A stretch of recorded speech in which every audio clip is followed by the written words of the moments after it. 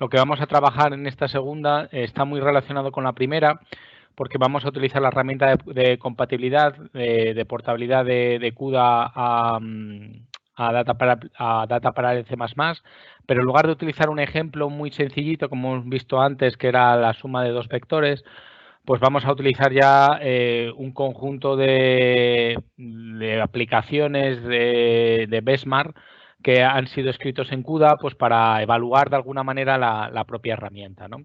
Y eso es lo que vamos a centrar un poco en esta segunda parte de la sesión.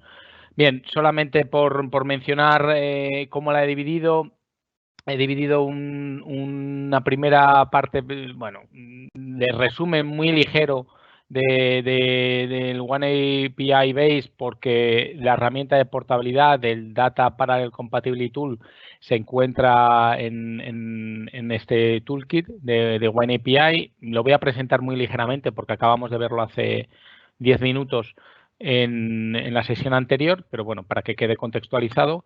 Y luego ya me centraré en el caso de éxito. El caso de éxito viene con una serie de benchmark que se denominan los benchmark, se conocen con el nombre de benchmark de Rodinia. Y este conjunto de benchmark han sido escritos fundamentalmente en CUDA, pero bueno, con el ámbito de o con el interés de la comunidad de programadores del ámbito heterogéneo, pues también encontramos códigos en OpenMP, incluso algunos de ellos están en OpenCL.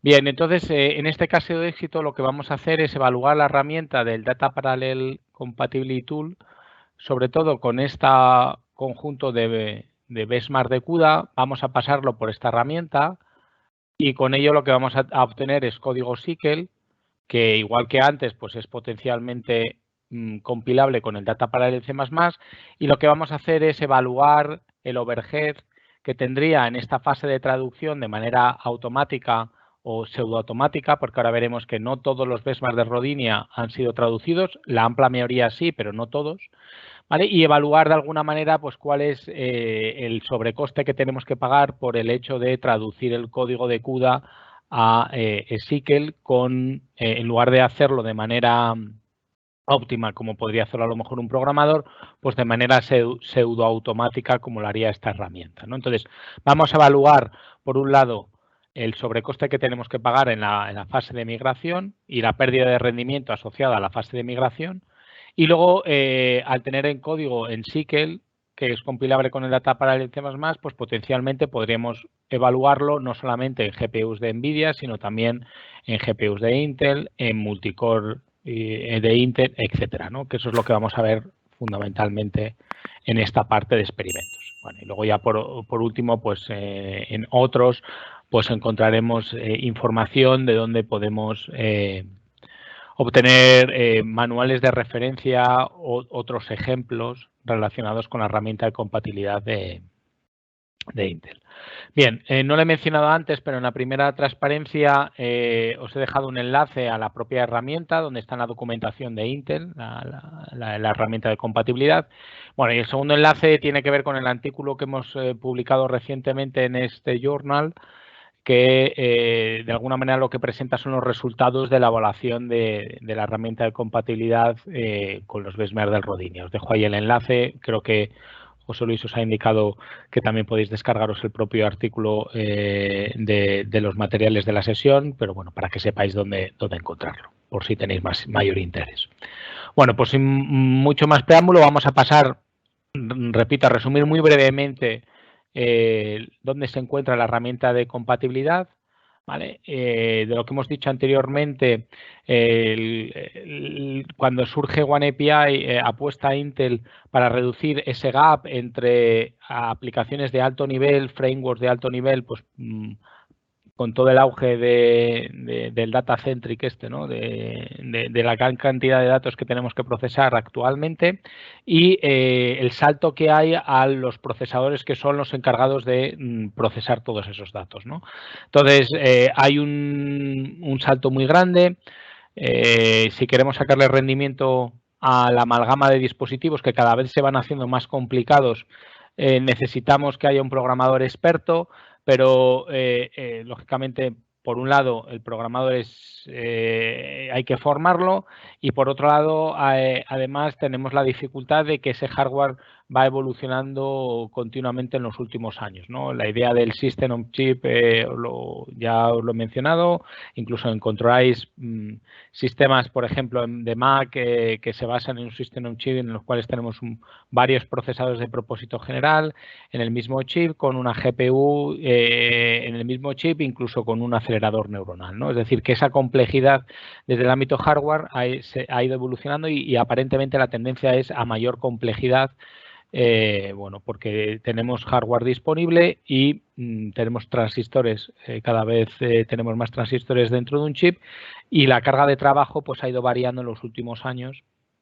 lo cual ha motivado pues que nos tengamos que centrar en eso, en procesar datos, ¿no? Entonces, como aceleradores específicos para procesar datos pues funcionan adecuadamente bien, ¿no? Pero hay un gap importante entre esos frameworks y esos datos. Bueno, ¿cómo Intel trata de solventar este problema? Creando un entorno de programación que denomina OneAPI, una API única, ¿vale? Un modelo de programación única que me va a permitir desarrollar códigos de manera directa, que sería la programación directa por medio del compilador del Data Parallel C++, que es el que soporta SQL, ese lenguaje estándar, o por medio de librerías.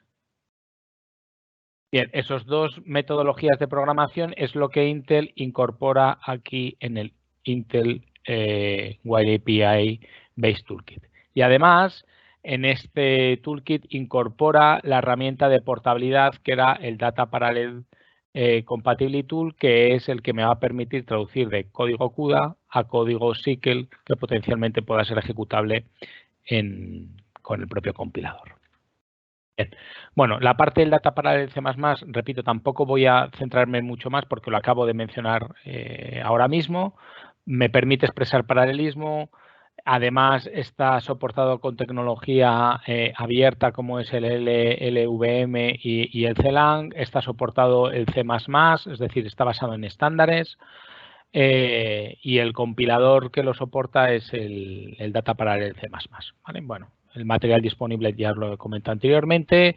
Tenéis tutoriales en el DevCloud, este recurso que hoy no lo vamos a ver en principio porque en el Intel DevCloud no están incluidas las librerías de CUDA para realizar todo el portado del Data Parallel. O sea, no están las librerías de CUDA los que me habilita el portado de códigos CUDA a código SQL, ¿vale? Pero que sepáis que está. Incluso una vez generado código SQL podríamos potencialmente ejecutarlo en el DevCloud, ¿vale? Pero tenéis también tutoriales e información, el propio estándar en el Cycle Academy y en la propia URL del grupo Cronos. Bueno, esto lo voy a pasar. Esta también idea de programación directa la voy a pasar porque ya más o menos lo hemos mencionado anteriormente. Recordar, tenemos código SQL que asociamos a una cola de trabajo, ¿vale? El dispositivo y la cola están asociados y normalmente los kernel se lanzan aquí con el Parallel for. Bueno, eso ya lo hemos visto anteriormente. Bueno, vamos a centrarnos en la herramienta de compatibilidad, ¿vale? Que viene del taller anterior y además, como hay algunas cosas que he pasado rápidamente, pues me va a valer el inicio de este taller pues para, de alguna manera, ponerla sobre la mesa y tratar de resolver aquellas cosas que han quedado pendientes, ¿no? Bien, esta herramienta de compatibilidad que he mencionado me va a permitir traducir código CUDA a código SQL, ¿vale? Código CUDA que en principio solamente pueden ejecutarse en gráficas de NVIDIA porque es un modelo de programación propietario, mientras que SQL está basado en un lenguaje abierto y podría ejecutarse con el compilador del Data Parallel C++, que es el que tiene soporte Intel, ¿no? Aunque ya hemos visto en la sesión anterior que hay otros compiladores que también tienen soporte de SQL, como era el Compute CPP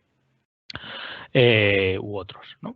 Bien, la herramienta de compatibilidad lo que nos dice Intel es que facilita mucho la tarea de migración de código porque entre el 90 y el 95% de código somos capaces de migrarlo automáticamente. Y lógicamente la interacción por parte del programador pues es muy pequeña. Hay que chequear algunos problemas que potencialmente podrían aparecer, que ya en el taller anterior hemos visto alguno de ellos con la suma de vectores. Ahora lo vamos a ver un poquito más en detalle con un ejemplo más realista, no un código tan sencillo como el anterior, sino ya con un código más realista, ¿vale? Pero como la tarea del programador facilita mucho esta tarea de portabilidad porque gran parte del código nos lo migra de forma automática y solamente hay que poner el foco en algunos aspectos del código que además la propia herramienta nos los indica por medio de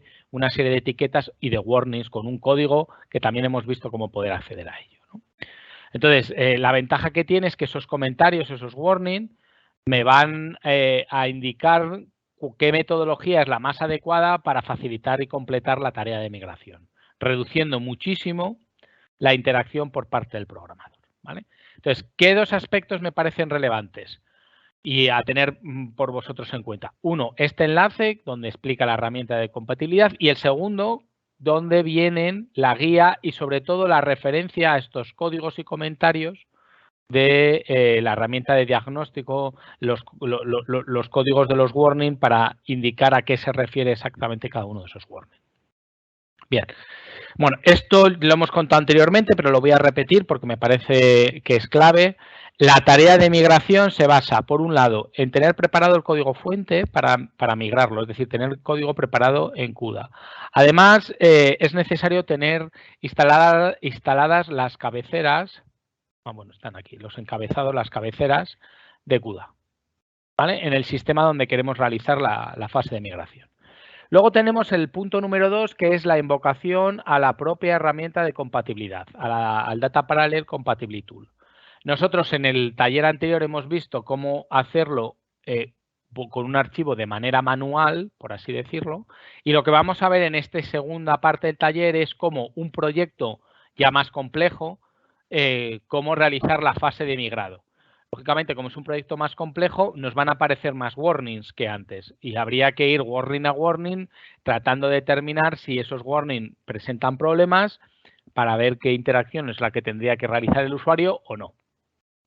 Entonces, esa tarea de revisión es lo que tenemos en el punto número 3, ¿vale? Accediendo aquí a la URL que hemos utilizado anteriormente con los códigos de los warnings y ver a qué se refiere cada uno de esos códigos de los warnings, y ya la fase 4 es la utilización del compilador de Intel del Data Parallel C++ para generar código que potencialmente pueda ejecutarse en una CPU, en una GPU, en una FPGA o en cualquier otro tipo de dispositivo, ¿vale? Bueno, más o menos esa es la idea. Entonces, el paso 1 es preparar el código, el paso 2 es la invocación de la herramienta, el paso 3 es la revisión por parte del programador de los warnings y comentarios y modificación en los casos en los que sea necesario, y el paso 4 es la utilización del compilador del Data Parallel C++ para tener una versión equivalente, la misma versión que pudiese ir a ejecutarse en los diferentes dispositivos que tuviésemos disponibles.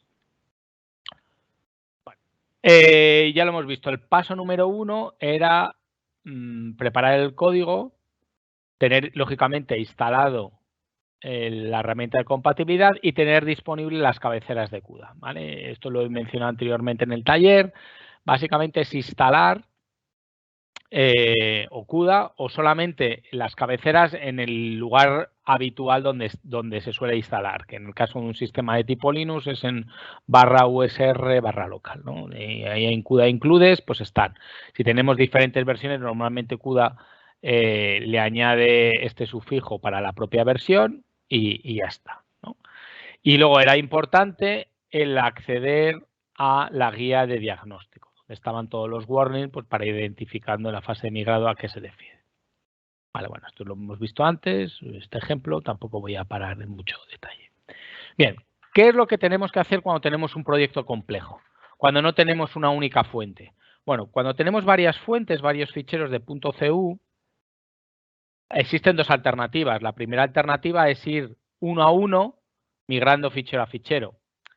Vale, eso para un proyecto pequeño que a lo mejor haya 2 o 3 ejemplos, pues no es muy costoso. Pero lo que sí convendría es, el segundo de los ejemplos, es utilizar una herramienta que de alguna manera me concentre la información de todos los ficheros fuente con todas las opciones de compilación de todos los ficheros fuente, que sea el input a la herramienta de compatibilidad, la herramienta de migrado. ¿Vale? Es decir, que utilicemos una herramienta de preparación, que sería esta herramienta que es el intercept build, que a partir de un fichero de tipo makefile, ¿vale? Con este fichero de tipo makefile, me genere una representación intermedia de todas las opciones de compilación de cada uno de los ficheros. ¿Vale? Esa representación intermedia la hace mediante un fichero de tipo JSON, que es el fichero input que se le pasa a la segunda fase de que es la de migración. Veis que este es el fichero de tipo JSON, que es el generado en la primera fase de invocación al intercept build. Y luego ya la fase 3, igual que antes, habría que ir warning a warning detectando y viendo si esos warnings son importantes o no, o hay que intervenir. Y ya la fase 4, que aquí no está, sería la fase de compilación. Vale, entonces, de alguna manera esto es lo que resumo, ¿vale? Vamos a utilizar un fichero makefile, ¿vale? Este fichero makefile con las fuentes de CUDA lo voy a pasar con esta herramienta, el intercept build. Este es lo que me va a generar el fichero JSON, y ese fichero JSON va a ser la entrada de la herramienta del Data Parallel Compatibility. Es decir, que toda esta fase es lo que antes mencionábamos como punto número 1, que como solo teníamos un fichero, ¿vale? Pues no era muy importante, ¿vale? Solamente era coger el fichero y presentarlo, pero no había más. La fase 2 es la fase de invocación a la herramienta de compatibilidad, y la fase 3 pues es la de chequeo de los warnings, ver los comentarios, ir a la URL de diagnóstico, revisión, etcétera, ¿vale? Esa fase 3, como decíamos, revisión y ajuste, herramienta de diagnóstico. Aquí tenéis la URL con todos los códigos de warning, ¿vale? Yo creo que más o menos queda claro. Vale, pues vamos a trabajarla, ¿vale? Entonces, existen 2 maneras para hacer esta demo. Una, igual que antes, acceder al GitHub. Aquí los códigos de ejemplo, esto me parece que lo comenté en el anterior. Aquí lo tenemos. No. Sí, aquí. Es este enlace del GitHub. Aquí tenéis la anterior vez trabajamos con este ejemplo, el Vectorad. Pues ahora, si queréis, vamos a trabajar con el Rodinia, que es un proyecto, este de aquí. Podemos ir aquí, podríamos descargárnoslo, y aquí os va explicando todo el proceso, ¿vale? Fase 1, invocación del intercept build para generar el fichero JSON. Fase 2, invocación del DPCT para la herramienta de compatibilidad.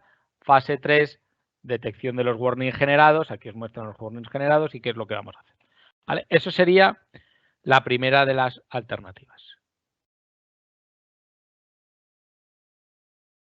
Vale. Bien, la segunda de las alternativas es la que hicimos antes. Invocamos el cliente de Wine API, nos vamos aquí a la parte de migración y veis ahí que aparece el ejemplo del ROD. Bueno, no sé si lo veis. A ver. Bueno, no sé si lo veis, pero ahí aparece Rodinia NW, ¿vale? DPCT, ¿vale? Esa es la segunda alternativa. Ir aquí, invocar el cliente, bajárselo y ya está. ¿Vale? Bueno. Vale, esa sería la segunda alternativa.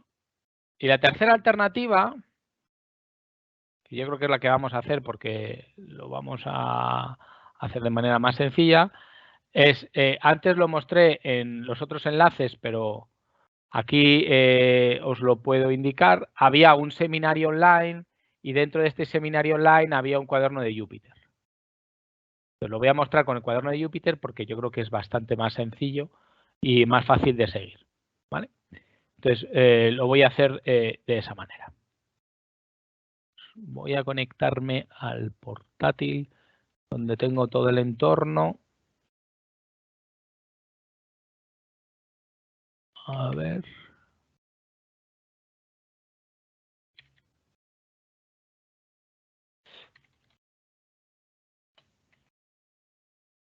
Vale.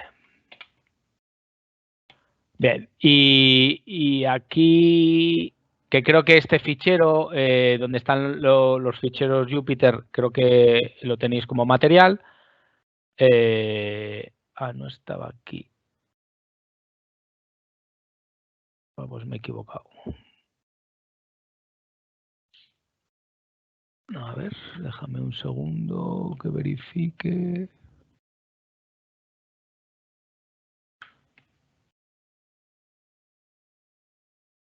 Aquí está, sí, joder, fíjate, menos mal que lo tenía abierto en el otro sitio.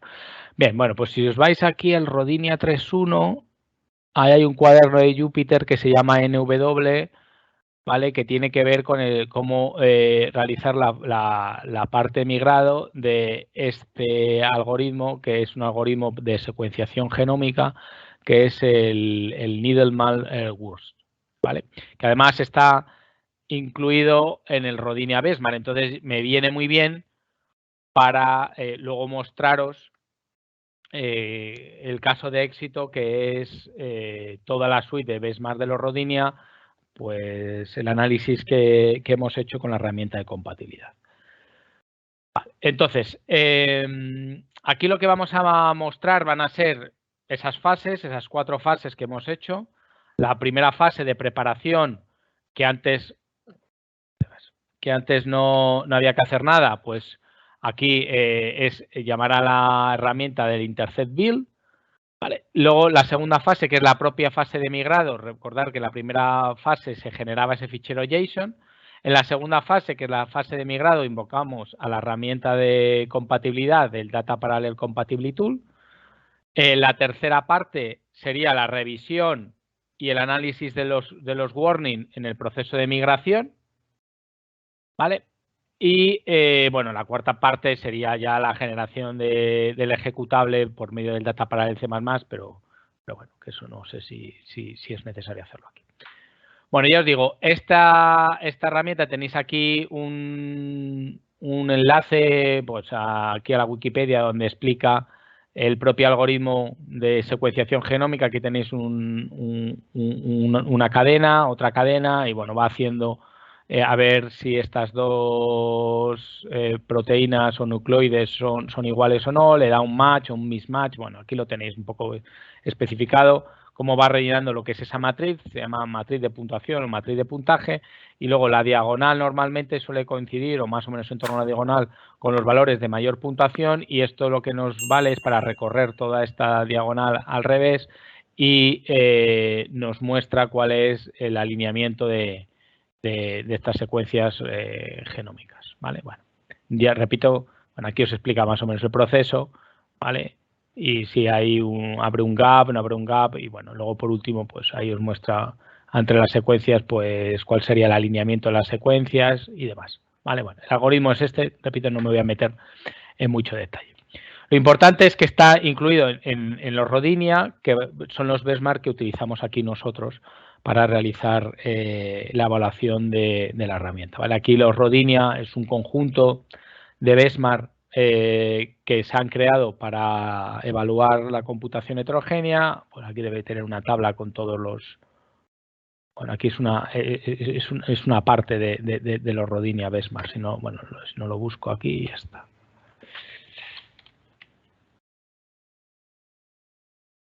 Vale, aquí mira, en la propia página web del Rodinia, aquí están todos los códigos. Veis que la mayor parte están programados en CUDA, ¿vale? Y luego tienen algunos de ellos tienen OpenMP y otros tienen OpenCL. Entonces, bueno, en nuestro estudio lo que hemos evaluado ha sido aquellos benchmark que tienen desde CUDA, pues cuál es la generación por medio de la herramienta del DPCT a SQL. Vale. Bueno, volvamos al caso de traducción y de uso de la herramienta del DPCT. Entonces, el primero de los pasos es utilizar esta herramienta del Intercept Build. El Intercept Build, como decía anteriormente, es una herramienta que va a tener como entrada el Makefile, donde está recogido todo el proyecto y todas las reglas de compilación del propio proyecto, ¿vale? Entonces, pasándolo el makefile, lo que me va a generar es un fichero de salida JSON donde viene incorporado todo el contenido de los ficheros fuente que se han de compilar y se han de pasar a la herramienta de compatibilidad, así como las opciones de compilación. Vale, entonces, ¿cómo se invoca esto? Bueno, esto si queréis, como lo he probado antes, lo voy a borrar todas las salidas. ¿Vale? ¿Cómo se ejecuta? Bueno, pues se ejecuta el intercept build y se le pasa el makefile, ¿vale? Y con ello, ¿vale?, me genera el fichero JSON, ¿vale? El fichero JSON, bueno, no lo he puesto aquí, si no me creo una... Sí, puedo escribir. Vale, el fichero JSON, que es este que está aquí, ¿vale? Este fichero compile commands JSON es el resultado de pasarle el propio makefile, ¿vale? El propio makefile que estará ahí en el directorio de CUDA. En el directorio de CUDA NW, ¿vale? Ahí está el propio makefile, ¿vale? Bueno, veis que tiene varios ficheros CUs, que son estos ficheros CUs, que son los que va a compilar. Vale, entonces, bueno, podemos visualizar el contenido del fichero JSON, pero bueno, como veis, aquí tiene la regla de compilación de este fichero de ahí, bueno, donde se encuentra el directorio y para cada uno de los ficheros que tenemos que compilar. ¿Vale? Entonces, una vez que ya hemos generado el fichero JSON, vamos a utilizar la herramienta de compatibilidad igual que antes. Lo único es que en lugar de pasarle el fichero .cu como lo hacíamos a mano, lo que vamos a pasarle como entrada es el fichero de JSON. ¿Vale? Entonces, aquí os dejo diferentes opciones que, bueno, os la especifican aquí. ¿Vale? Con esto hay que especificar que con la opción "-p", la entrada es el fichero compile commands JSON que viene como salida de la herramienta de intercept build. ¿Vale? Bueno, esto es para que mantenga el código original de CUDA, ¿vale? Y luego, sobre todo, que mantenga el código original cuando hay alguna sección que vamos a comentar. Cuando hay alguna sección de código que la propia herramienta de compatibilidad no es capaz de generar código de manera automática y nos pone esos warnings, pues para saber exactamente cuál es la parte que no ha sido capaz de traducir y cuál es el fichero original, a qué parte se refiere en el código original de CUDA. ¿Vale? Eso está muy bien porque cuando el programador vaya a evaluar los warnings, sepa no solamente el código del warning, sino qué código es el que no ha traducido adecuadamente, ¿vale? Y por lo menos ponerle el foco y facilita la vida de remigración manual, ¿vale? Y bueno, luego esta opción que anteriormente no la utilicé, pero creo que la mencioné, que es el out route. Esto es para decirle la ruta de salida donde queremos que se guarden los ficheros ya migrados, ¿vale? Los .cpp ya migrados después de la herramienta de compatibilidad del DPCT, ¿vale? Bueno, pues eso es lo que vamos a hacer. Entonces voy a invocarlo, ¿vale? Me va a generar, ahora ya veréis cómo salen muchos warnings en el proceso, ¿vale? Veis que aquí ha aparecido un warning, el 1065, otro 1065 ha aparecido, bueno, el 1065 ha aparecido múltiples veces, ¿vale? Luego tenemos aquí el 1003, este apareció anteriormente, el 1043, bueno, hay muchos de ellos, ¿vale? De hecho, os recomienda que por favor vayas a la herramienta de diagnóstico donde estaban todos los warnings, la lista de los warnings, y vayas viendo uno a uno la correspondencia que tiene para saber si sería adecuado tratar de recodificar ese código a mano o no, ¿vale? Bueno, y os dice ya la salida, que bueno, está ahí, ¿no? Bueno, se queja porque ya debía existir, pero bueno, porque ya lo he hecho esto varias veces para hacerla. Vale, entonces lo importante es que en esa carpeta es donde están los ficheros de salida y ahora lo que vamos a hacer es evaluarlos, ¿vale? Y ver qué es lo que ocurre. Entonces, ya os dice aquí, después de la ejecución de la herramienta de compatibilidad del Data Parallel Compiler Tool, pues se generan dos ficheros que son estos dos, ¿vale? .cpp porque ya tienen sintaxis SQL, ¿vale? Pero ha habido varios problemas anteriores, ¿vale? ¿Qué problemas anteriores? Pues ahí os dicen, hay algo relacionado con el kernel body, algo relacionado con Shared Local Memory Declaration y algo relacionado con Synchronization Primitives, que son los mensajes de warning asociados que teníamos antes. Vale, y aquí en este otro fichero, pues hay un problema con los buffers del host device. Bueno, deberías de revisarlos. Bueno, entonces vamos a abrir los dos. Vamos a ir warning a warning. Entonces, abro uno de ellos, debería de buscar aquí el warning. A ver, perdón. Vale, mirar. Aquí, de hecho, sí, mira, ahí están los códigos, veis ahí los códigos y te dice, oye, de manera original, que son donde están estos warnings también, de manera original en el código aparecía este Synchronized Threads, que esto es para sincronizar los hilos dentro de un mismo bloque CUDA, ¿vale? Y dice, oye, mira, hay un warning que es el 1063, dice, oye, quizás no es lo más adecuado ponerlo esto como un barrier, porque un barrier es una barrera genérica. En el caso de SYCL, así como el barrier de CUDA, el Synchronized Thread de CUDA, originariamente no es, se tienen que parar ahí todos los hilos, es una barrera. En el caso de SYCL, podemos especificar esa barrera a qué se debe. Si tenemos que esperarnos a que se completen todas las transacciones asociados a eventos de memoria global o de memoria local.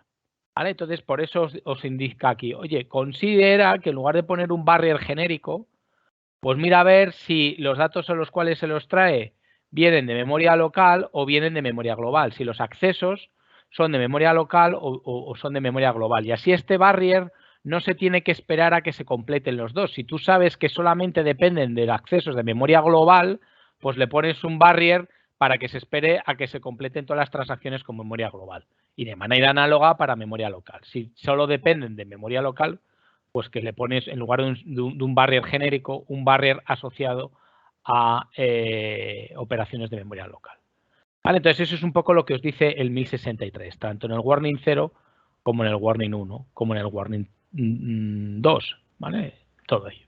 ¿Vale? Entonces, como veis, aparecen aquí, os muestra el código original, os da el código, bueno, ahí este warning pues vuelve a aparecer lo mismo, ¿vale? Aquí tiene otro warning que vuelve a aparecer lo mismo, etcétera, etcétera, etcétera. Vale. Bien, ahora vamos con, bueno, como veis aquí aparecen todos ellos y es interesante ponerle esa opción como teníamos anteriormente del Keep Original Code porque me permite identificar la línea de código CUDA original que ha producido ese problema. ¿Vale? Entonces, bueno, aquí ya os digo, en el cuaderno de Jupyter os muestra todo el listado de uno y de otro y además también os muestra cómo resolverlo. ¿Vale? De hecho, bueno, aquí os lo voy a comentar. Hay algunos, como se indica aquí, bueno, el 1003, el 1009 y el 1043 tienen que ver con el interfaz que tiene CUDA para acceder a información asociada a la propia gráfica. ¿Vale? Incluso a la versión que tiene del driver y ese tipo de cosas, cosa que en sí que eso no tiene ningún tipo de sentido. De hecho, por eso saca aquí un error, porque no está soportado. Oye, ¿qué más me da a mí el error, o sea, el nombre de CUDA? ¿Vale? O la versión del driver de CUDA, si esto no lo voy a ejecutar en una GPU de NVIDIA. ¿Vale? Entonces, por eso se indica, oye, en lugar de tener esto que da muchos problemas, que tiene que ver sobre todo con información asociada al dispositivo e información asociada al driver que tiene instalado para hacer uso de esa GPU, en el caso de NVIDIA, pues directamente ponlo de manera más genérica, que sería esto de aquí, que os da información acerca del dispositivo, de la versión del dispositivo, lo imprimes por pantalla y ya está.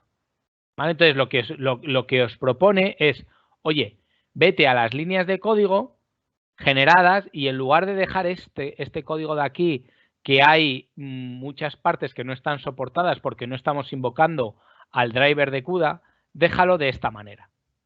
¿Vale?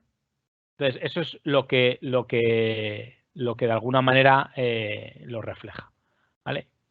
De hecho, este enlace.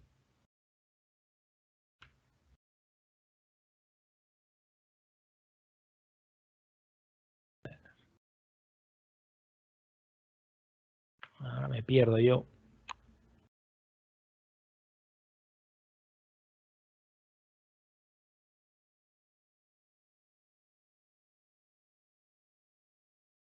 Vale, este enlace veis que tiene todo el código original. Entonces, bueno, ahora lo vamos a editar y lo vamos a modificar. ¿Vale? Bien. Luego os dice aquí, oye, ¿cómo resolver el 1049? ¿Vale? Este mensaje aparece aquí, el 1049. Bien, y esto tiene que ver porque en el código original utiliza unas macros. A ver, lo voy a poner acá. Utiliza unas macros que es el block size. ¿Vale? El block size lo indica. Bueno, de hecho está por aquí. ¿Vale?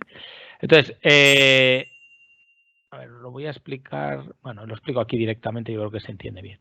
Bien, originariamente este block size, aquí cuando invoca, bueno, el código original, bueno, si no nos vamos a la línea 218, lo vemos, esto es un poco así. A ver si puedo abrir.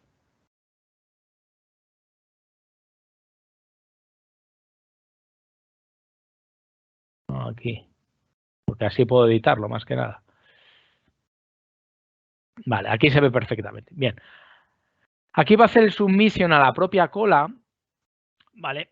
Y va a hacer tiene que ver con temas de accessory y otro tipo de llamadas, ¿vale? Pero originariamente este código tenía una macro que era block size que había definido a 16. Entonces, en tiempo de traducción de código, lo que hace es la expansión de las macros, ¿vale? Este block size que hace 16, como le suma 1, aquí le pone el número de 17. ¿Vale? El código es funcional porque funciona perfectamente. Pero claro, el problema que se presenta ahora es que si ahora yo quiero modificar esta macro porque quiero probar diferentes tipos de block size, pues ya no me funciona como tal la macro. Entonces, la propuesta que os hace aquí es, oye, en lugar de poner el 17 como te la ha hecho la herramienta de migración, de traducción, deja el código original, porque el block size más 1 me permite modificar el block size, ponerlo eso a 16 o 32 o el número que yo quiera, ¿vale? Y entonces esto va a funcionar mucho mejor, porque mantengo la idea original de la macro. Esto lo tenía abierto aquí. Le dice, oye, pues esto lo de esa manera, ¿vale? Y lo mismo aquí abajo, lo único, bueno, si queréis lo descomento. Esto era block size.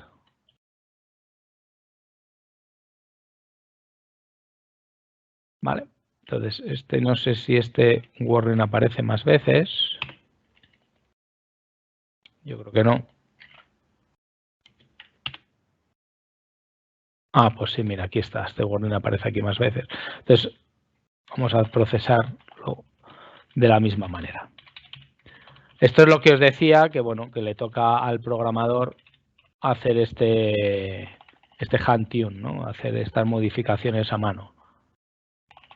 Porque la herramienta, como hace la expansión.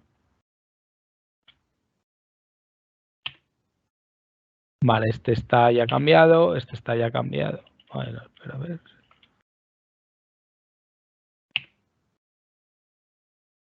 Este ya está cambiado. Y este también aparentemente está ya cambiado, ¿no? El 14 y el warning 15. Vale, perfecto. Vale, entonces eso es un poco lo que os viene a indicar aquí, ¿vale? Bueno, esta parte no la he resuelto. Vale, entonces vamos a buscar este warning.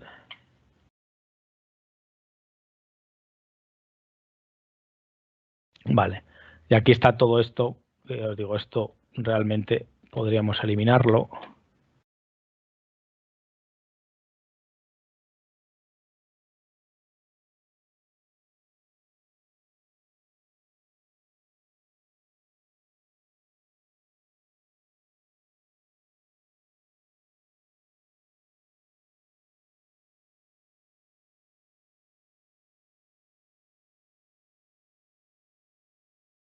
Vale, y esto, bueno, como veis tiene aquí, vale, lo ponemos aquí en el try and catch. A ver, tiene un catch.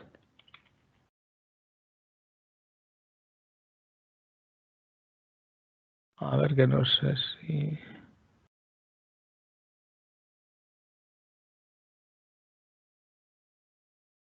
Vale, tiene un catch y esta llave...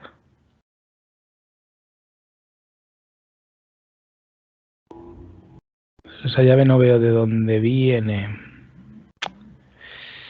Me da un poco de miedo aquí.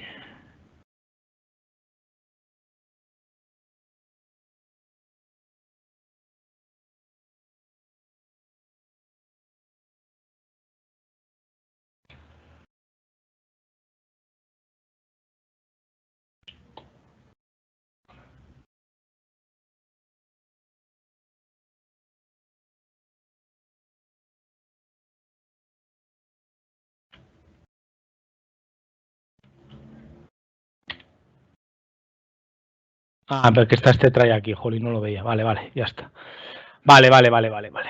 Volvamos entonces. Bien. Hemos hecho lo del block size, que es un poco lo que indica aquí. Ahora ya podemos modificar el block size en este fichero. Vale. Esto ya lo hemos resuelto. Bueno, y los otros realmente no tienen que ver. Vale, entonces ya estaríamos en disposición. Ah, bueno, y ahora los barriers. Vale, los barriers convendría el kernel. Este.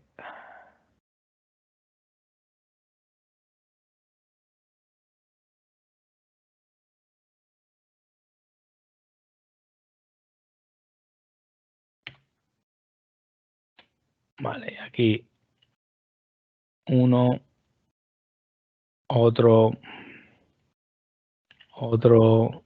Bueno, hay un montón de barriers, como podéis observar. Esto es para que sea más eficiente. Repito que en SQL la barrera se puede especificar si se ha de esperar a que se complete una transición de memoria local o si hay que esperar a memoria global. Entonces, bueno, aquí se está especificando de que espere a la memoria local. ¿Vale? Vale, bueno, pues entonces, dicho esto, pues ahora ya solamente quedaría compilar. Si esto no me dio la pata. Vale, ya en teoría lo ha compilado. Déjame ver si lo ha compilado adecuadamente. Ha generado un nuevo punto out, ¿vale? Lo ha compilado y ahora ya, pues nada, lo ejecutamos y ya está. Vale, bueno, ya está lanzándolo. Lo único que lo lanza con un block size de 16 y este block size lo podríamos modificar como os indicaba aquí a 128. Vale, o sea, esto podríamos, en lugar de que esté a 16, pues podemos ponerlo a 128, pero bueno. Vale, bueno. Y ya con esto, pues, lo lanzaría, ¿no? O sea, está lanzándolo y ya está. Muy bien, entonces con esto, de alguna manera, lo que he venido a reflejar es un proceso de migración de un programa bastante más complejo. Vale, volvamos. Estaba aquí. Vale, entonces hemos utilizado este algoritmo, el Needle-Malbrousse, ¿vale? Tenía varios ficheros .cus y nosotros lo que hemos hecho es con la herramienta de compatibilidad, primero del intercept build, entonces esto aquí lo hemos visto, con el intercept build lo que hemos hecho es generar un fichero JSON. Este fichero JSON es el que se utiliza luego para utilizar la herramienta de compatibilidad. Luego la fase 3 es la que hemos estado haciendo ahora, que es la de ir modificando a mano el código generado en la parte de la migración, y luego el punto 4 lo que he hecho también, que consiste en compilar y ejecutarlo. En este caso no sé si lo ejecutará en la CPU o en la GPU, porque en el portátil este tengo una CPU de Intel y una GPU de Intel también. Bien, entonces, bueno, aquí os lo resumo. Hemos utilizado el intercept build, ha generado el fichero JSON. Este fichero JSON es el que hemos utilizado con la herramienta de compatibilidad, con la opción -p. ¿Vale? La salida, bueno, podríamos ponerle aquí el directorio donde queramos de salida. Me parece que por defecto era el dpcts output, ¿vale? E incluso, bueno, la fase 3 sería el chequeo de los warning y modificación del código. Y en la 4 lo he compilado a mano, pero podríamos utilizar el makefile original, el makefile de CUDA original, y podíamos copiárnoslo y simplemente indicándole que ahora el compilador, en lugar del NVCC, que era el de NVIDIA, utilizamos el Data Parallel C++, y las fuentes, lógicamente, han cambiado porque antes era el needle.cu y ahora se llama needle.dp del Data Parallel.cpp, etcétera.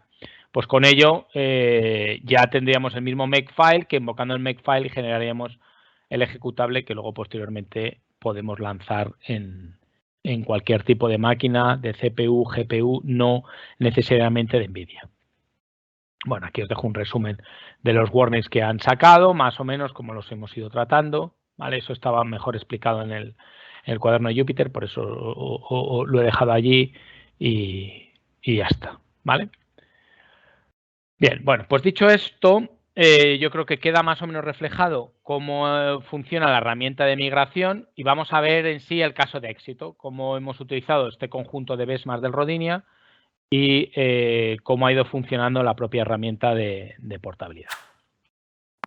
No sé si hay alguna pregunta. Entiendo que esto estaría aquí en preguntas y respuestas, ¿no? Sí, no, pero no hay nada. Están muy atentos. Vale, bien, pues volvamos entonces al caso de éxito. Bien, entonces, ¿qué hemos hecho en este artículo que me parece que se publica ahora en julio, ¿no? O sea, vamos, se publica ahora en julio del 2022. Bueno, pues lo que hemos hecho es coger, en lugar de el NW, que es lo que yo os he mostrado aquí del Rodinia, pues hemos cogido la totalidad del Rodinia.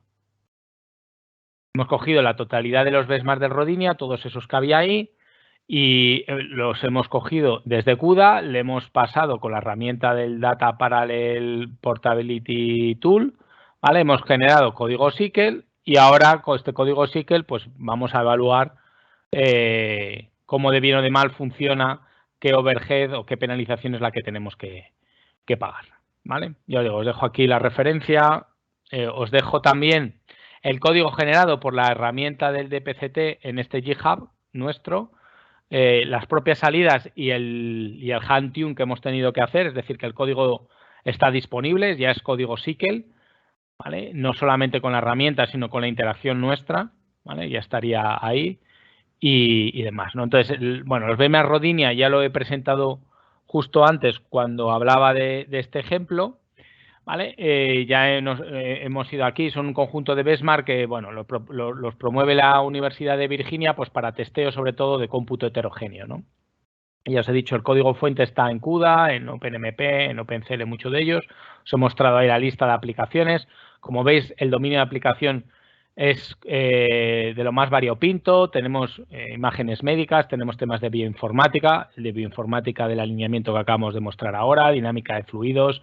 Tenemos también algo relacionado con inteligencia artificial, tiene un CAMIS, bueno, tiene multitud de benchmark. De hecho, creo que antes os lo he mostrado, ¿no?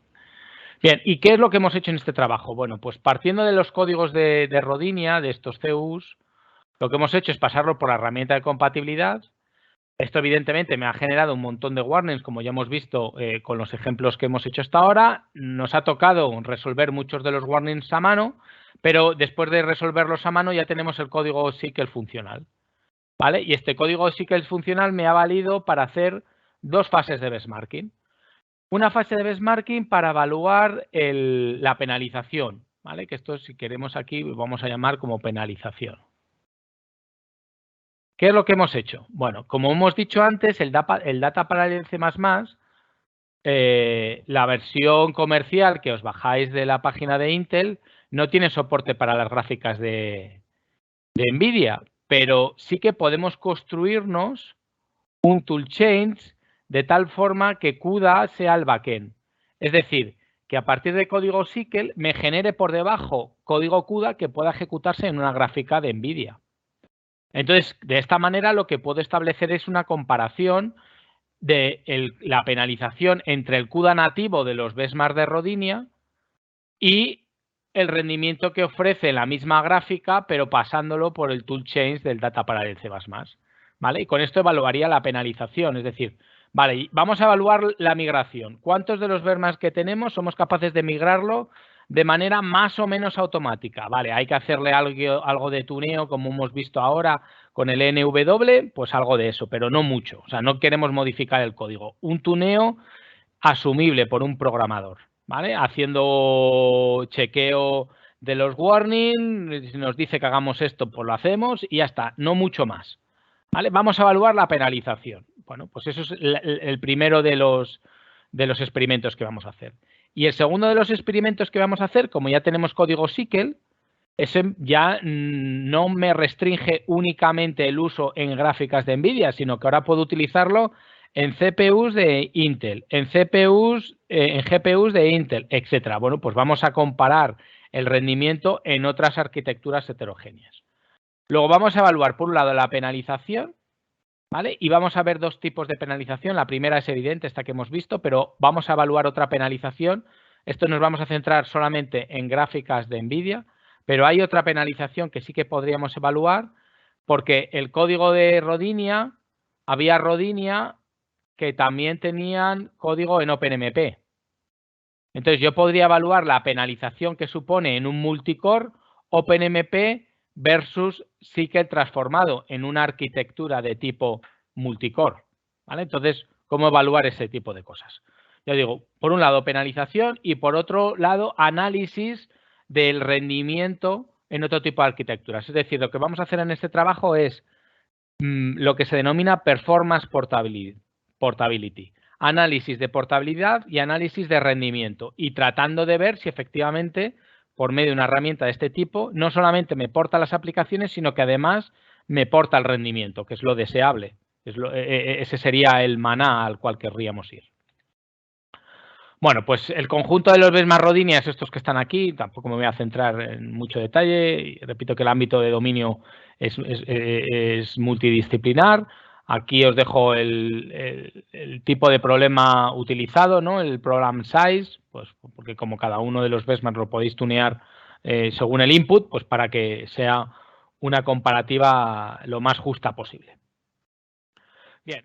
Y en esa primera parte de penalización, de evaluación de la penalización, lo que creo que es importante y que veáis es cómo poder generarme un toolchains que pueda coger código en SQL y que pueda ejecutarlo en una gráfica de NVIDIA. Me parece muy interesante, porque ya os digo que de manera nativa el One API Based Toolkit no soporta CUDA, no soporta CUDA como backend. ¿Vale? No lo tiene como backend. Entonces, podemos nosotros hacerlo a mano, ¿vale? Siguiendo este enlace donde especifica cómo poder darle soporte al Data Parallel C++ de CUDA. Me parece interesante. A ver si podemos acceder porque...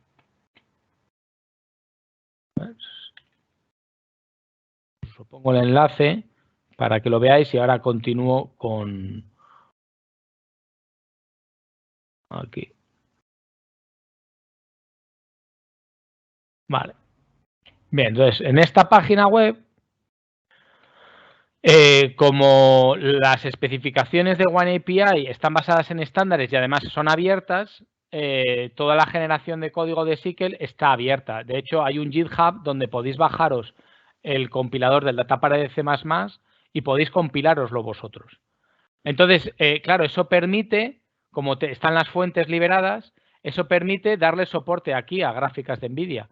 También tendría soporte para arquitecturas de AMD, ¿vale? U otro tipo de cuestiones. Nosotros nos vamos a centrar única y exclusivamente en las gráficas de NVIDIA, que era el objetivo de ese trabajo. Pero aquí os indica cómo llevar a cabo la construcción del toolchains, ¿vale? Cómo hacer el toolchains con las gráficas de NVIDIA y tengamos como backend CUDA, ¿vale? Entonces, bueno, lógicamente necesitamos tener instalado todo el entorno de CUDA, ¿vale? Y lógicamente también necesitaremos una gráfica de NVIDIA, pero bueno, eso os lo voy a comentar ahora.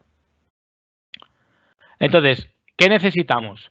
Bueno, por un lado las fuentes del Data Parallel C++. Las fuentes son públicas, de hecho aquí podéis clicar, está en un GitHub y podéis bajaros, ya os digo, y compilarlo vosotros a manos. ¿Qué necesitamos? Bueno, pues lógicamente acceso al JIT, necesitamos la herramienta del CMake para realizar la compilación, también tener Python, tener Ninja, que esto es un paquete de Python que se puede instalar con el pip normal, y bueno, tener GCC. Con GCC podemos desarrollar el propio toolchain. Vale, entonces, bueno, estas instrucciones vienen de la URL que os acabo de mostrar. O sea, aquí os explica cómo es todo el proceso, ¿vale? Qué es lo que tenéis que hacer y demás. Bueno, pues dónde están las propias fuentes. Bueno, pues eso es un poco lo que os he indicado aquí. Entonces, ¿qué es lo que tenéis que hacer? Bueno, pues lo primero que tenéis que hacer es clonaros el Data Parallel C++ bajo el LLVM y ya con esto ya estaríamos preparando el toolchain para luego realizar la compilación cruzada. Entonces, bueno, aquí os dejo un poco las instrucciones. Bueno, yo lo que hago es que en la máquina mía, normalmente cuando instaláis OneAPI, en el /opt/intel /OneAPI es donde se instala OneAPI, pues yo me he creado una carpeta que se llama OneAPI-toolchains, que aquí es donde voy a realizar toda la instalación de el Data Parallel C++ bajo LLVM para darle soporte a como backend CUDA, ¿no? Entonces, bueno, como veis, lo único que hago es me creo este directorio y aquí es donde hago la clonación del repositorio. Bueno, ahí como veis en GitHub, en Intel LVM, os bajáis el repositorio del LVM en el branch de SQL y luego ya hay dos scripts de Python que permiten llevar a cabo lo que sería la configuración para que el backend sea de CUDA y luego tiene el otro script que es la propia fase de compilación. Bueno, no os lo he dicho, yo esto lo he hecho, esto me ha llevado como 5 minutos aproximadamente en bajarnos la fuente, no lo voy a hacer aquí en vivo porque si no esto se eternizaría, pero bueno, esto me ha llevado como 5 minutos. La fase de configuración es muy importante porque como veis aquí en la configuración le añadís este flag que es para que el backend sea de CUDA. Si esto no se lo ponéis, lo que va a generar es el Data Parallel C++ compilado y equivalente al que os bajáis de los repositorios de Intel ya en forma comercial. Pero bueno, esto es para darle el backend de CUDA. ¿Vale? Con esta opción sería backend de CUDA, que esto, bueno, pues lo tendríais por aquí, veis que ahí lo pone, el configure con backend de CUDA. De igual manera, si queréis ponerle el HIP, SQL o lo que sea, pues aquí ya os digo que aquí os muestra cómo hacer toolchain no solamente para CUDA, sino para el HIP de AMD, de NVIDIA o de lo que sea. ¿Vale? Pero bueno, repito que eso es para hacerse otros toolchain distintos. Vale, entonces, bueno, ya os digo, la fase de la preparación del configure me lleva 1 minuto y la fase de compilación pues es la que se eterniza más, son 45 minutos, ¿vale? Como veis, bueno, nada, lo compila y ahora ya en este directorio, en el OneAPI Toolchains, pues es donde tengo el toolchains de OneAPI, del Data Parallel C++, pero con soporte de CUDA, ¿vale? Bueno, aquí os dejo un ejemplo de uso que si queréis os lo explico y nos vamos a la máquina y os lo muestro. Voy a tratar de hacerlo un poco más grande. Vale. Entonces, bueno, ya una vez que en teoría ya hayáis hecho todo esto, bueno, lo único es que me voy a crear unas variables de entorno para que esto funcione adecuadamente. Que como veis apuntan a esta ruta de antes, ¿no? Al /opt Intel OneAPI Toolchain, ¿vale? Y eso es bueno, pues para que ahora toda la fase de compilación con el CLang, pues que vaya no al CLang del comercial de /opt Intel, sino que vaya al al que acabo de crear con el toolchains, ¿vale? Pero bueno, aquí lo que voy a hacer es compilar, ¿vale? Con esto estoy compilándolo. Bueno, sale fatal. No voy a hacerlo. Voy a poner aquí con un highlighter. Vale, con esto compilo. Vale, como veis, el código de partida es el código que hemos utilizado anteriormente. O sea, este vector-add, recordad, este vector-add estaba en CUDA, lo había pasado con la herramienta de portabilidad del Data Parallel Compiler Tool, me había generado un punto CPP que era en SQL, ¿vale? Y ahora este SQL lo que voy a hacer es pasarlo por el CLang con soporte para CUDA y me voy a generar un código ejecutable que el backend va a ser CUDA. Entonces ahora podría establecer una comparativa entre, oye, ¿cuánto cuesta ejecutarlo de manera nativa? Esto es CUDA nativo. ¿Y cuánto cuesta ejecutarlo en esa gráfica de NVIDIA, pero pasándolo de código de SQL? ¿Vale? Entonces eso es lo que voy a hacer. Bueno, y para que verificar que efectivamente el código generando lo ejecuta en la gráfica de NVIDIA, pues lo invoco de esta manera, que es una herramienta de profiler, pues para ver que efectivamente esto es código CUDA, que es lo que se me está ejecutando, ¿vale? Entonces eso es lo que quiero visualizar. ¿Vale? Entonces vamos a ver si esto funciona.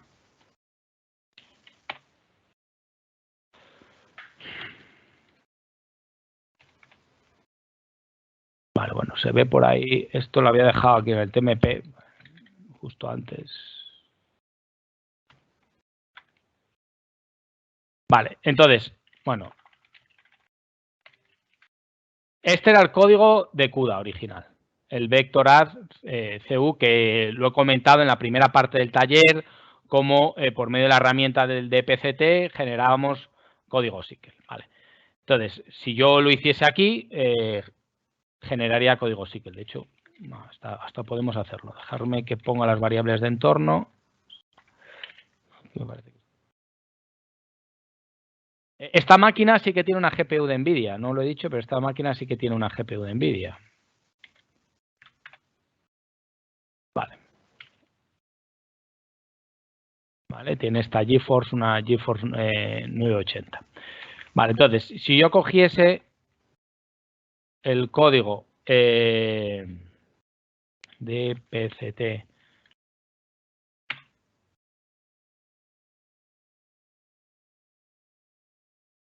esto tiene que ver porque dice que ya existe. Vale.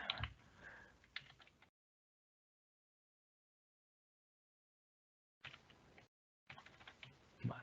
El root es este y el out root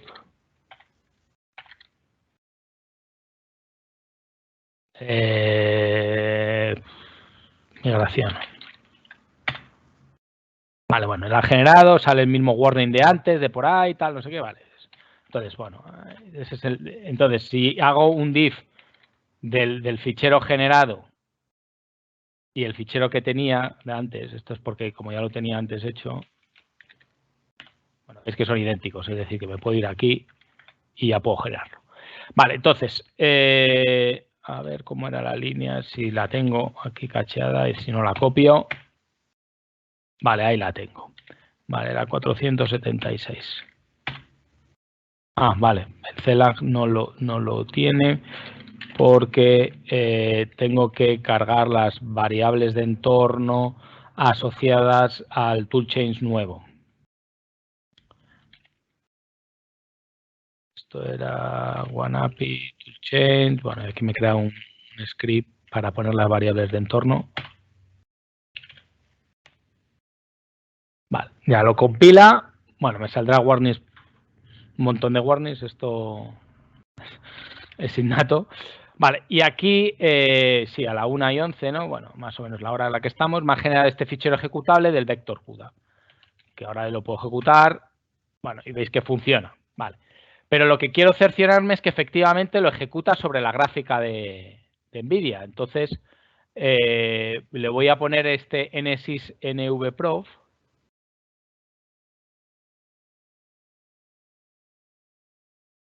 Genesis NVProf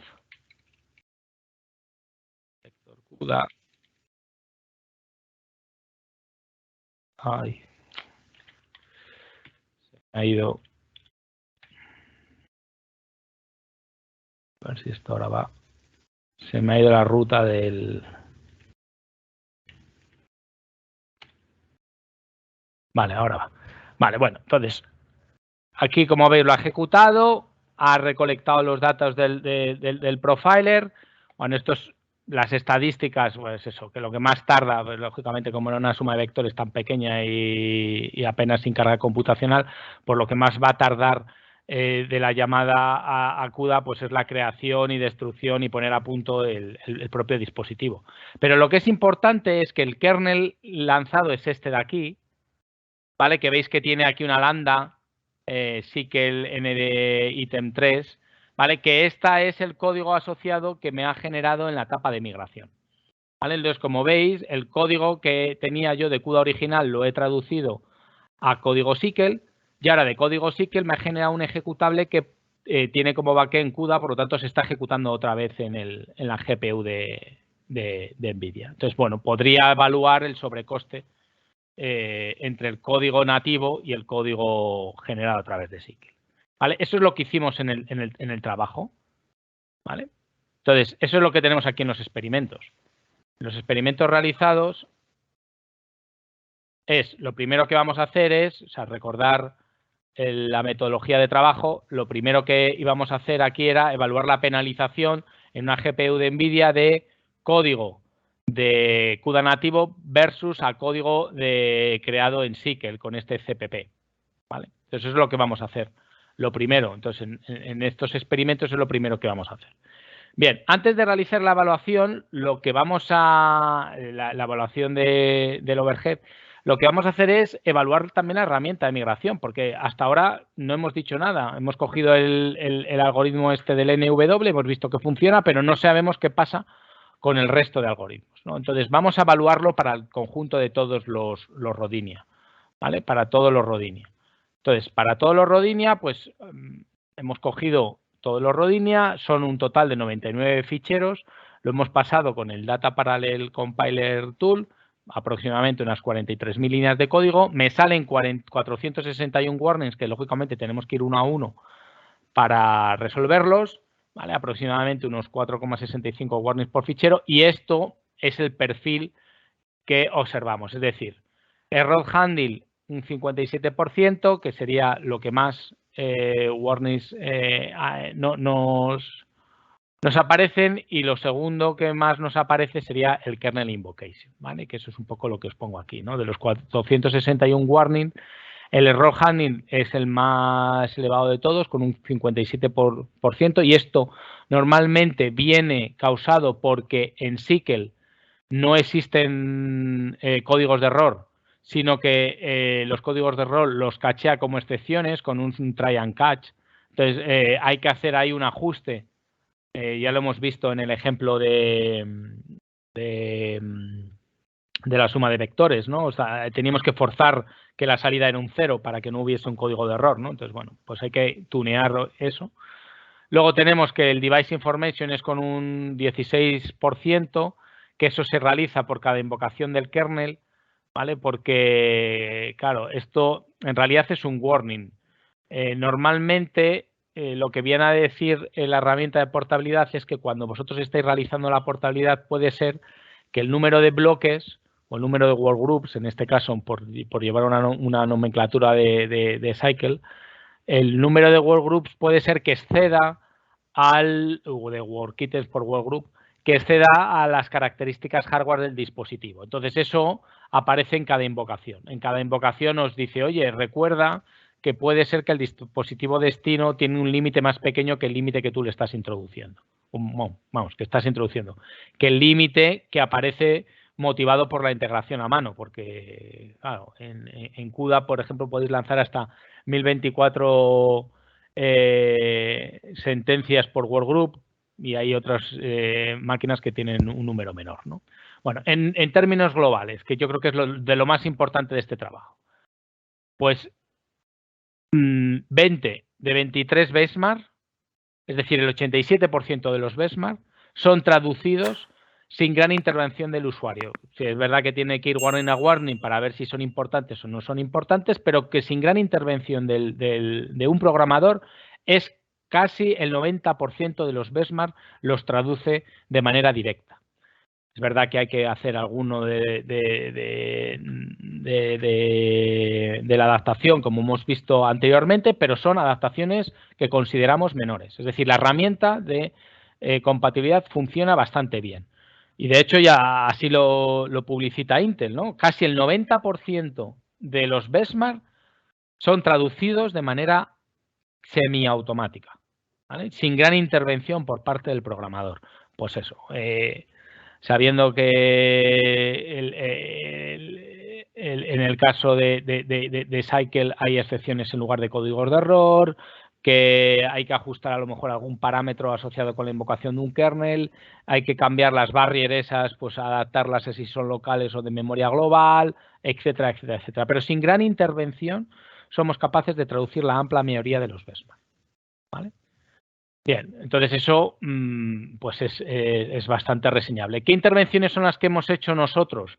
Pues el ajuste del workgroup, como mencionaba anteriormente, porque en algún dispositivo puede ser que varíe.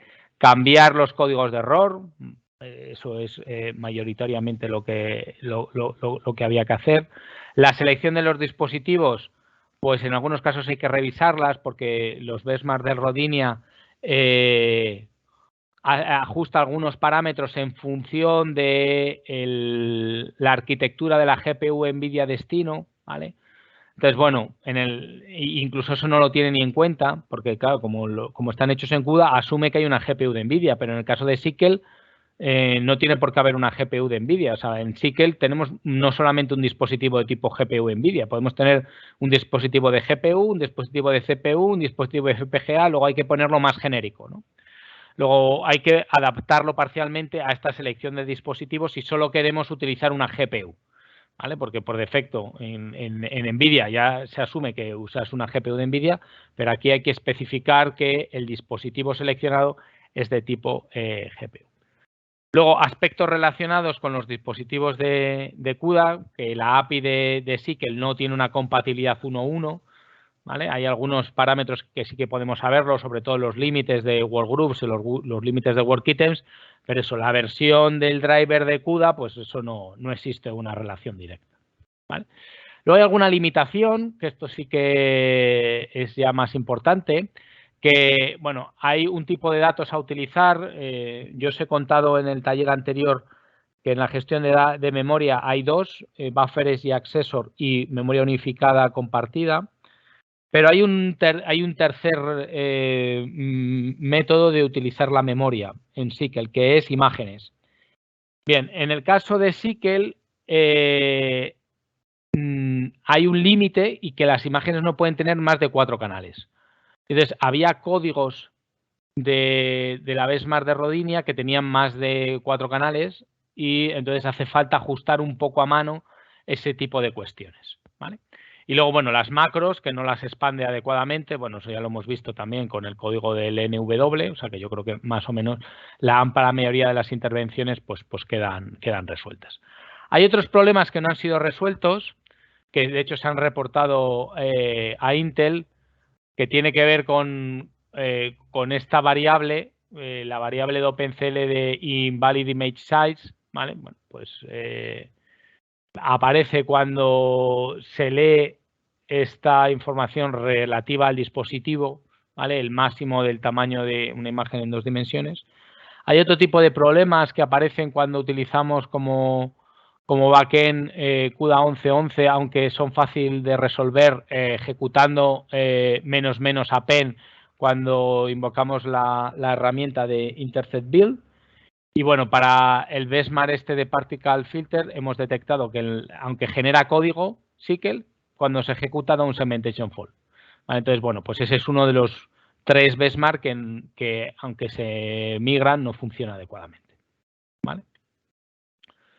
Bueno, esto más o menos lo hemos visto antes, la metodología, y lo primero que queríamos evaluar era esta parte de aquí, ¿no? Era el sobrecoste por el hecho de partir de un código de SQL que ha sido portado de manera a través de la herramienta del Data Parallel C++, ¿vale? Entonces, en este caso, bueno, pues como caso de uso es esta gráfica de NVIDIA, esta GT1030, ¿vale? Hemos creado el toolchain siguiendo las instrucciones, igual que os he mostrado yo anteriormente, y ahora lo que vamos a evaluar aquí, pues eso es el sobrecoste, ¿no? Lo que tenemos que pagar por no hacerlo de manera nativa en CUDA, sino de manera más genérica como sería SQL, que nos abre la posibilidad de ejecutarla en otros dispositivos, ¿vale? ¿Cuál es ese sobrecoste por subir de nivel y no bajar de nivel como sería hacerlo en CUDA? Bueno, pues eso es lo que os voy a mostrar ahora.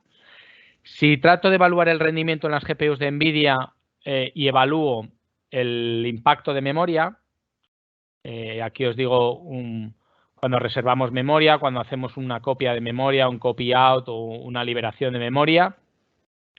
En la utilización de los benchmarks de Rodinia, como podéis observar, OneAPI o Data Parallel C++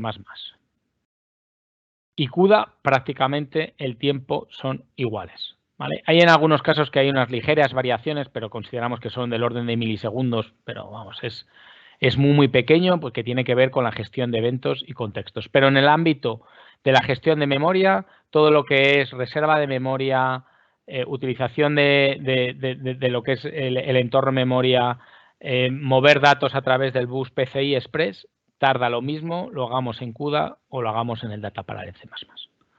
Ahora, si vamos a evaluar ya el conjunto de benchmark y ver los tiempos de ejecución globales, sí que vemos unas diferencias notables, ¿vale? Aquí son gráficas que hemos sacado en segundos, aunque ambos tienen escalas logarítmicas. Tienen escalas logarítmicas porque como cada uno de los benchmark pues es de su padre y de su madre y tarda lo que tarda, pues si no, no seríamos capaces de mirar y de poder comparar los resultados, ¿no? Pero hemos hecho dos diferencias, lo que denominamos test pesados, que son estos test que están aquí, que como podéis observar, su tiempo de ejecución mayoritariamente es más de un segundo, o sea, esto es más de un segundo, y lo que denominamos tiempos livianos, que son aquellos que tardan menos de un segundo, que es lo que tenemos aquí en la parte de la izquierda. Vale, si nos centramos en los test pesados, que sería la parte de la derecha, vemos que muchas aplicaciones, bueno, prácticamente el rendimiento, que es la barra en azul y la barra en rojo, pues son muy parecidos, ¿vale? La barra en azul es el código en CUDA nativo y la barra en rojo es el código a través del Data Parallel C++, ¿vale? Más o menos funciona bastante bien. Algunas, bueno, sobre todo para los más ligeros, algunas ya sí que vemos unos cambios más importantes. Veis que aquí, bueno, pues la barra roja en este tarda menos, pero hay otros que tarda más. Bueno, hay una divergencia, ¿vale?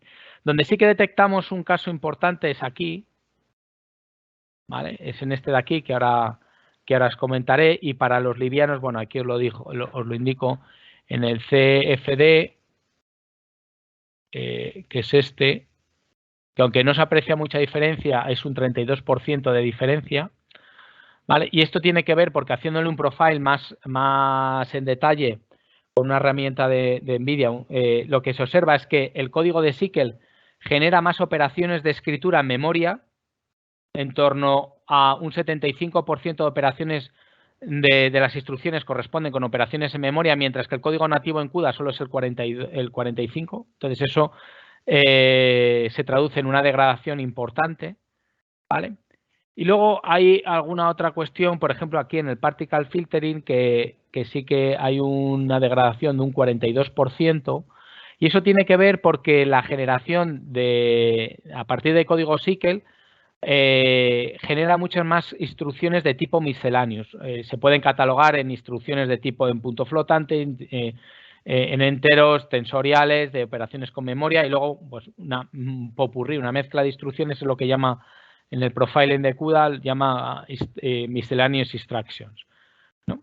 Entonces, bueno, es así los más relevantes. Y luego el NW, que este ya sí que tiene un rendimiento muy precario, pero bueno, esto lo vamos a analizar luego en un poquito más de detalle. Tiene que ver sobre todo en la gestión de las barreras, pero bueno, esto lo voy a comentar luego un poquito más en detalle. Vale, entonces, Cuando nos vamos a test livianos, bueno, también hay una variación importante, pero bueno, no es tan significativo. En el caso del NW, que sí que es este que decíamos que era el que se observa una degradación muy importante, tiene que ver porque cuando la traducción la hace desde código SQL, la utilización de la GPU decae muchísimo. En lugar de tener un occupancy del 50%, tenemos un occupancy solamente del 36%. Pero es que no solamente viene motivado por este aspecto, sino también viene motivado porque cuando tenemos un código en data para el C++, no sabemos por qué razón utiliza menos hilos. En lugar de utilizar los 1024 hilos que tendríamos como tope, y así lo hace de manera nativa, utiliza solo 768. Y además, los grabs que genera, que es el esquema este SIMT que tiene NVIDIA para lanzar una instrucción sobre múltiples hilos, lo normal es que funcione como por 32 para explotar de manera máxima todos los recursos de una GPU. Bueno, pues en nuestro caso solamente lo establece a 24. Son una serie de cuestiones que no sabemos muy bien si hay una serie de limitaciones o bien en el tool change o bien en la generación de código automático. No sabemos si están ahí, en cuáles de los dos aspectos es donde aparecen esos problemas. Bien, si ahora ponemos el foco en multicores, yo ahora lo que puedo establecer es el overhead o el sobrecoste que pagamos si en lugar de programar en OpenMP, programo en SQL y lo ejecuto con el data parallel C++. Y eso es un poco lo que hemos venido haciendo aquí, porque los VMware Rodinia también tienen su implementación con OpenMP. Que a su vez eso permite explotar el paralelismo tanto a nivel de bucle como a nivel de datos tipo SIMD. Bueno, pues lo hemos probado en diferentes máquinas. Aquí os lo pongo en un Xeon que tiene hasta 8 cores con simultáneos multithreading. Bueno, vemos disparidad de resultados. Es verdad que para test livianos observamos una degradación. Bueno, aquí veis en dos tipos Xeon. Ahí aparece el 2021 y el i9, ¿vale? Tenéis un Xeon y tenéis un desktop, ¿vale? Hacemos la comparativa en un desktop y en un procesador de tipo desktop y en un procesador de alto rendimiento de tipo Xeon. Bien, ¿qué es lo que observamos? Bueno, pues para test livianos, que son los que tardaban menos de un segundo, lo que observamos es que normalmente el data para el C++, que correspondería en este caso a la barra roja y correspondería a la barra verde, hay casos en los cuales tarda un poquito más, pero luego hay otros casos en los cuales es salvaje, por ejemplo, este de aquí. Verlo en verde si queréis. Vale, veis aquí que estamos hablando de milisegundos frente a un segundo. ¿Vale? Eso en el caso del MioCit. En el caso del NW también observamos aquí una pérdida de rendimiento importante. Bueno, hay muchos de ellos, aquí os lo indico. En el BrackProt, en el MioCit, en el NW, en el SRAM, etcétera. ¿Y esto a qué se debe? Bueno, pues esto pasa sobre todo en aquellos tests que digo aquí que son livianos, pero que hacen muchas llamadas a kernels. O sea, a lo mejor tiene un bucle for y dentro del bucle for se hace una llamada a kernel. Vale, en cada llamada a kernel, la implementación que tiene el data parallel C++, ese parallel for, conlleva una barrera implícita. Hasta que no acaban todas las instancias de ejecutarse, no continúa la ejecución en el host. Entonces, esas barreras implícitas del parallel for están implementados en el caso de SQL con una operación atómica que a priori debería de ser una operación sin mucha penalización. Pero la realidad es que hay ahí un cerrojo de tipo Futex que es donde más tiempo se tira la aplicación paralela. Es decir, que hay alguno de gestión del cerrojo por problemas de inanición, o bien porque hay una competición de recursos por el mismo cerrojo muy agresiva que hace que la barrera implícita del parallel for, sobre todo cuando hay muchas llamadas a kernels, sea lo que más tiempo lleve de ejecutar. Y eso es lo que hace, sobre todo en los test livianos, que decaiga muchísimo el rendimiento en muchas de las aplicaciones. En muchas de las aplicaciones, sobre todo que tardan poco, que se lanzan muchos kernels muy pequeños, pues el overhead del barrier es lo que más hace la caída de rendimiento, sobre todo en el ámbito de los multicore. Bien, cuando nos vamos a los test pesados, que sería este caso de aquí, bueno, lo que observamos es que más o menos tenemos rendimientos parecidos, incluso en algunos casos el data parallel C++ mejora. Fijaros aquí la barra verde, que es el data parallel C++, y la barra roja, mejora el tiempo de ejecución a su equivalente en OpenMP, que sería la barra azul y la barra amarilla. En este es todavía más significativo, en el Lava MD. ¿Vale? La barra verde y la barra roja que corresponden a la ejecución con el data parallel C++ es mucho mejor que programarlo con OpenMP. ¿Vale? Hay algunos como el CFD que más o menos es análogo, pero en general en casi todos el data parallel C++ ofrece mucho más rendimiento que OpenMP en el ámbito del multicore. ¿Vale? Es decir, que no solamente hemos sido capaces de migrar código CUDA a código SQL que puedo ejecutarlo en múltiples dispositivos, sino que la implementación más eficiente que podíamos pensar que sería en OpenMP, al menos en el caso de los Rodinia, funciona mucho mejor programarlo en SQL y luego la gestión directamente sobre el multicore que si lo programásemos en OpenMP. Bien, y una vez que ya hemos hecho esta evaluación del precio a pagar por el hecho de haber traducido, de haber migrado código, pues eso nos abre la posibilidad de poder comparar otro tipo de arquitecturas, no solamente de NVIDIA. Entonces vamos a evaluar el rendimiento en GPUs, en este caso en GPUs de Intel. Bueno, pues vamos a utilizar esto. Estas medidas están hechas en el DevCloud de Intel, que tiene una Iris Xe y tiene una integrada que es una P630, o sea, tiene GPUs discretas y GPUs integradas. Y bueno, pues lo evaluamos. También hacemos disgregamos los códigos pesados de los códigos ligeros por temas de comparación, ¿no? Bien, lo que sí que observamos es que las GPUs de Intel, de 20 de 21 tests funcionan correctamente. ¿Vale? Funcionan correctamente. Solo hay uno que deja de funcionar porque da un segmentation fault. Pero bueno, casi todos son capaces, de los migrados, casi todos somos capaces de hacerlos funcionar en una GPU integrada. Sin embargo, cuando nos vamos a una GPU discreta, solamente funcionan 10. ¿Vale? Pero funcionan muchos menos porque esta GPU no tiene soporte para punto flotante de doble precisión. Y entonces, en concreto, esta GPU, como no tiene soporte, aquellos benchmark que hacen uso de este tipo de datos, pues no se pueden utilizar. No se puede utilizar una GPU discreta. Asumimos que esto en la siguiente generación de GPUs de Intel, que ya tendrá GPUs discretas, pero que tengan soporte con punto flotante de doble precisión, pues este aspecto pues no aparecerá.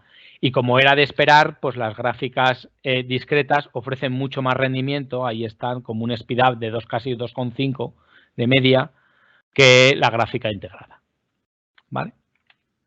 Bueno, pues a modo de conclusión de este trabajo, lo que hemos venido observando es que la herramienta de portabilidad funciona con mucho éxito. Podemos decir que funciona bastante bien, es decir, casi todos los benchmarks los traduce de manera semiautomática, con una pequeña intervención del programador, pero vamos, una programación asumible. Pues eso, detectar unos warnings, hacer lo que dice la propia página de Intel en esos warnings, o no hacer ni caso, o en el caso del barrier, pues adaptarlo ligeramente y ya está. Pero vamos, con una interacción del programador no muy alta, ¿vale? Sin gran esfuerzo. Y yo creo que esto es un hito bastante importante a tener en cuenta. Es decir, si tenemos códigos CUDA, con una posibilidad muy elevada, somos capaces de generar código SQL que me abre la posibilidad de ejecutarlo en múltiples plataformas. ¿Vale? Bueno, respecto a las operaciones de memoria, hemos visto que en las GPUs de NVIDIA no pagas apenas sobrecoste. ¿Vale? Cuesta lo mismo transferir datos por el bus PCI Express, reservar espacio de memoria, acceder a la memoria en lectura y en escritura. Prácticamente se tarda lo mismo. Lo hagamos en CUDA nativo o en SQL. Y luego lo que sí que hemos evaluado es el sobrecoste, pues cuando tenemos ya el CUDA nativo frente al Data Parallel C++ con un toolchain que utilice un CUDA como backend. Y hemos visto que aquí hay disparidad de rendimientos. En muchos casos el rendimiento es parecido, aunque en algunos existe una degradación notable. Hemos visto que la degradación se produce o porque hay muchas más instrucciones a ejecutar, porque hay más contención con el acceso a memoria, en el caso concreto de estos benchmark, o porque hay otros benchmark que tienen una occupancy de la GPU mucho menor. Recordar el caso que decíamos que los grab, pues en lugar de utilizar 32 hilos, se quedan solo en 24, etcétera, etcétera, etcétera, ¿no? Esas como principales conclusiones, ¿no? Si comparamos la portabilidad entre CPUs o GPUs, bueno, pues ya hemos visto que si utilizamos OpenMP como modelo de programación a comparar, hemos observado que para benchmark ligeros hay un sobrecoste importante, sobre todo si se repiten muchos kernels debido a esa barrera de sincronización final. Pero si nos vamos a benchmark que son mucho más pesados, sí que él supera a OpenMP en el ámbito de los multicore en casi todos los benchmark. Bien sea un equipo de sobremesa de tipo UNI 9 o UNI 7, o si nos vamos a un equipo basado en un procesador de alto rendimiento como serían los Xeon, ¿no? Y ya si nos tenemos que centrar en las GPUs de NVIDIA, observamos que las GPUs discretas ofrecen menos rendimiento, pero la ausencia de punto flotante en doble precisión hace pues que más de la mitad de los benchmark no seamos capaces de ejecutarlos en esas GPUs, ¿vale? Y bueno, ya por último, pues indicaros que todos los códigos generados a través de la herramienta del Data Parallel Compiler Tool, más ese tuneo que hemos tenido que hacer a mano, pues están en este JIT. Incluso las salidas de los outputs de los códigos, los propios reportes de los warnings, también los encontramos en el propio JIT, pues para que alguien pueda tratar de replicar este estudio o compararse con este estudio, ¿vale? Y bueno, ya por último, por ir acabando, pues ya os digo, los recursos disponibles, pues tenéis el seminario que os indicaba anteriormente, se encuentran en los cuadernos de Jupyter que os he mostrado aquí, ¿vale? Me parece interesante porque en esos cuadernos de Jupyter viene la ejecución paso a paso y viene con no solamente los códigos, sino una explicación de por qué se hace cada una de las cuestiones. Tenéis una guía de referencia para el migrado con el Data Parallel Compiler Tool, donde se encuentran todos los warnings y toda la identificación de esos warnings, ¿vale? Tenéis también un enlace a cómo podéis generar el toolchain de Data Parallel C++ con soporte para CUDA, ¿vale? Y yo creo que es importante e interesante, pues para que se pueda evaluar no solamente sobre costes, sino también utilizar un único modelo de programación que también esté soportado para GPUs de NVIDIA. Luego os dejo la iniciativa de OneAPI con todos los códigos fuentes disponibles, pues para poder hacer precisamente este toolchain. Y bueno, ya por último, pues el libro del Data Parallel C++, pues si tenéis más información, queréis más información relacionada con Cycle o cómo poder ejecutar códigos en arquitecturas de Intel. Y bueno, ya por último, pues nada, dejaros aquí el contacto de Danisoft, ¿vale? Con su correo electrónico, la web, el teléfono, pues por si tenéis alguna duda, queréis soporte para todo el tema de OneAPI o algún tipo de consulta relacionada con poner a punto este tipo de sistemas. Y pues por mi parte eso es todo. No sé si hay alguna pregunta. A ver. Veo aquí varias preguntas, o veo una, espera, a ver. Hola, Carlos, referente a los dispositivos CPU, GPU, FPGA, ¿puedo elegir? Sí, sin duda, claro que puedes elegir los dispositivos. Cuando haces la selección del dispositivo, eso en la primera sesión.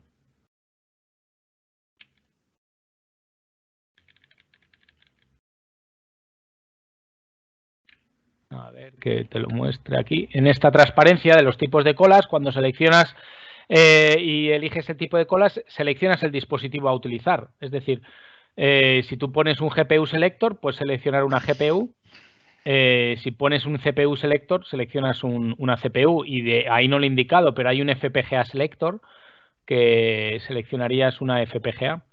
Entonces, sin duda, puedes crearte, o sea, incluso por otros trabajos que estamos haciendo relacionados con One API, puedes generarte una cola CPU, una cola GPU y lanzar trabajos de manera, o sea, no de manera automática, de manera simultánea en ambos dispositivos. ¿Vale? Cada dispositivo tiene asociada su cola, pero podrías lanzar trabajos en ambos dispositivos. Bueno, digo una GPU porque la habitual es una GPU-CPU, pero CPU-FPGA sin duda se podría hacer. Es tan fácil como a la hora de empezar el código, el selector, indicarle el dispositivo al cual quieres lanzar los kernel y con ello pues seleccionas el propio dispositivo y la cola de trabajo. ¿Vale? Esto es las preguntas que veo. Sí, es que se equivocó y en el nombre se puso el Hola Carlos referente, ese se confundió a aparecer y se puso esa parte en el nombre. Entonces, sí, son varias preguntas. Vale, y aquí pone en tu portátil cómo podrías emular con la FPGA. Vale, eso es también muy buena pregunta. Bueno, de FPGAs no he hecho ningún taller, pero bueno, a lo mejor podemos considerar en un futuro hacer alguno. Para FPGAs, a ver, el entorno del Data Parallel C++, cuando lo instalas, el comercial, no el del toolchain, el comercial. De hecho, a ver si puedo, ya no sé si está Cell, a ver. No, lo que pasa es que este Cycle, claro, como aquí lo tengo con el backend de NVIDIA, veis que me pone aquí que lo que tengo es una GPU de NVIDIA, pero bueno. A ver, voy a intentar volver a cargar las variables de entorno.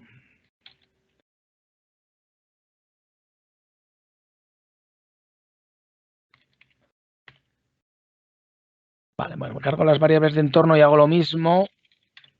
Vale, y aquí efectivamente veis que el primero de ellos aparece como un Intel FPGA Emulator Platform. Vale, entonces, al hilo de tu pregunta, yo puedo, no lo he indicado ahí, pero hay un FPGA, si no lo busco por acá, hay un FPGA Emulation Cycle, a ver. Bueno, mira, en estos laboratorios,